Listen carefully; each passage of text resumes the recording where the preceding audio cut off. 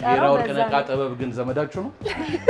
ጌራ ወርቅ እንዴት ነው ወዳጄ? እንደው ካየህን እነሱ ይሰራላቸው ይከፍላሉ በግማሽ ዋጋ። እንግዲህ ምን በግማሽ ዋጋ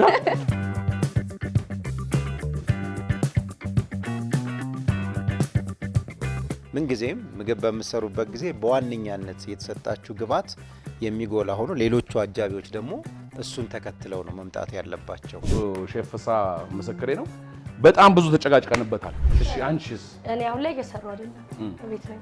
እየሰራሽማ ነው። ምን እየሰራሽ? ምን አለ እሱ ደግሞ ዝም ብል ብትሉኝ እኔ ዝም ልል እችላለሁ። ካሜራው ግን ዝም አይልም። ዝም ነው የሚባለው። ብዙ ጊዜ ገበያ የሚሄደው ማን ነው?